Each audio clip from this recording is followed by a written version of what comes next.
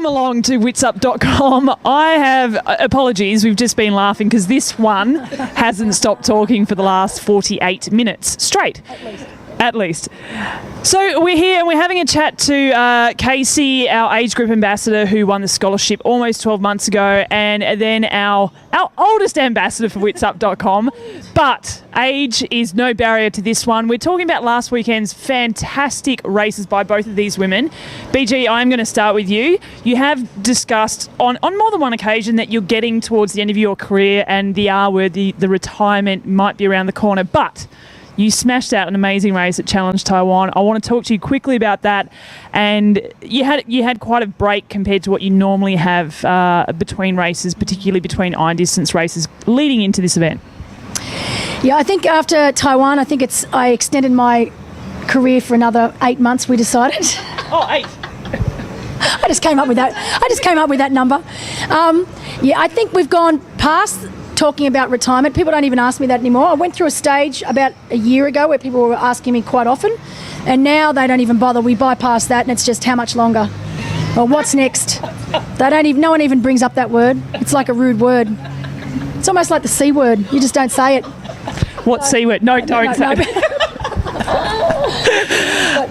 No, Taiwan was good. I went in with what I said, just talking about before. Physically, I'm always going to be prepared to line up to any Ironman distance race and be able to get through it. I mean, when you've been doing it as long as I have, you know, your body automatically knows what to do. But I think the problem with me over the last couple of years over that distance is I've been physically just mentally just fried. And I just haven't wanted to be out there. So usually around the 20 to 25K mark of the run, I ask myself the question, what am I doing? I'm not enjoying this. Yeah. And I definitely said that to myself last year at Roth. It was obviously my 9th time, and I remember getting off the bike in a reasonable position. You know, I was up there in way well inside the top 10, I think maybe even the top 5 or 6. Started the run, felt like garbage, and just thought, and really from about the 2nd K mark, convinced myself that I wasn't going to be finishing. Yeah. And I've never done that early in a run before. Yeah. Normally you might say that, I don't know, about 20K in, but to say it's 2K in. And I remember Shane Smith and Marcus Altman riding past on the mountain bikes because you can follow. And then I would think I was still in 6th or 7th, and they said, "Oh, come on, BG, this is great." And I'm like, "No, I'm out, boys." And they're like, "What?" "Yeah, no, I'm just gonna make it out to the canal. Then I'm calling it quits." Wow. And then of course I made it out to the canal. I'm just gonna make it to the turnaround. I'll call it quits then. And I've never stuffed around so much in my life in an Ironman distance race. You know, stopping as the girls went past, like as they overtook me, saying, "Oh, you're in 4th place now," or "You're in 3rd place, and you're exactly 3 minutes 22 seconds back from this place." And I remember getting to like the 17 or 18K mark of the run, and I literally stopped dead. It was like it was 2 me's. God help anyone was there. 2 me's. One me was saying, "What the hell are you doing? You either snap out of this, you make a decision, pull the pin right now and walk home through the forest," because my homestay family's house was literally 4K through the forest, "or you pull your finger out and you finish this race off like a professional." And I literally made the decision in 5 seconds to finish it off. Yeah. And once I'd changed that mindset to, okay, we can actually do what we're supposed to be doing here, I actually ran the second half of the marathon really well. Yeah. And held on to top 10. Yeah. But for that first 17, 18K, it was abysmal. And it was just, no, I can't do this. Like convincing myself that I should pull out, that I've been here 9 times. I deserve to have a DNF next to my name. That's just crazy talk. Yeah. And it's not me. So I decided at the end of last year that I would take a long break and have a really good 3 to 4 months build period back here in Noosa, not go anywhere, not move, not get on an aeroplane. And it looks like it worked. Obviously. Yeah, absolutely. And we're going to come back to that, but because you've taken up pretty much all of that time, we're just going to have a quick word to Casey. So Casey also had an amazing race last weekend. I think it's your favourite race, Ironman Australia. Yeah, definitely. It's one I love Port. I don't know why the roads are bumpy, but the crowds it's hard. The crowd's unreal. I love it. Yeah, it's good. Sorry. And you actually did qualify for Kona at Ironman Western Australia late last year. So I know you're umming and ahhing about whether you would even do Ironman Australia or you'd skip it and just focus on Kona this year. So I want to know what your mindset was going into this event. By the way, she came 6th overall, 6 across the line in the women's field, and you won your age group as well. So pretty good. So mentally, how did you approach this race differently to, say, Ironman WA, where everything was on the line for Kona? For WA, it was just head down, get this job done. I really wanted to qualify for Kona, and I knew I was in good shape to have a good race over there. Things went down over there. I was quite sick, but still managed to get a spot. So leading into Port, I had a chat with Bruce about whether to still do it. Your coach? My coach. And he just said, just approach it in a completely different manner. Use it as a training block, I guess, so to speak. So that's the mind frame I went in with.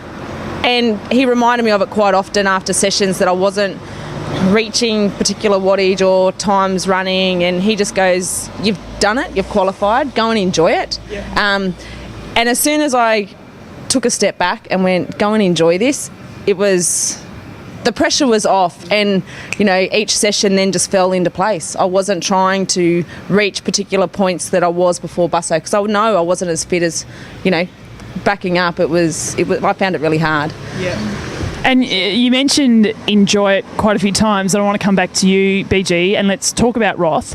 You said that you just weren't enjoying it. So I guess what I'm asking is your advice to someone like Casey and to a lot of the age groupers and even other professionals out there who look up to you as well. How important is it really to enjoy what you are? I mean, it's hard. It's hard what you guys do, what we all do. But at the end of the day, you've still got to enjoy what you do, right? We all got into it for the same reasons, whether you're a professional or an age group, a competitive age group, or just want to get to the finish line. We all got into the sport to begin with because we liked it. We love it. And once you stop loving it, I think it's incredibly difficult to get good results. I was even talking to Kate Bevilacqua last week in Taiwan, and she's had a few problems similar to me in that she hasn't been performing to her potential, particularly over the longer distance races, and I think she stopped enjoying it, and I think she put so much pressure on herself to perform that every time she went out there and raced, that pressure just got the better of her. And as soon as she went to Busselton, and you could see by the smile on her face, in photos I've seen, she was loving every second of it. And look what happened. She turned to look at the athlete I saw in Taiwan to the athlete I saw in Busso, chalk and cheese. And I think even as a professional, you've got to love what you do. It's just too hard.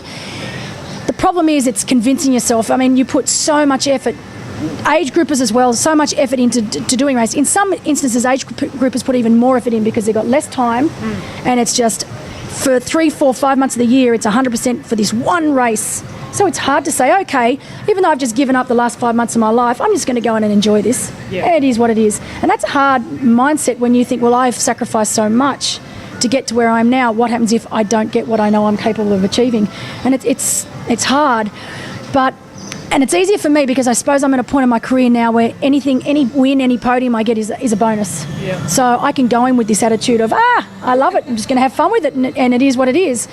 But with Roth, the last few years, because I've always had a really good record there, I've never really had a shocking race there. I've always finished within the top 5. I put pressure on myself that was the norm. If I didn't get top 5, I was a failure.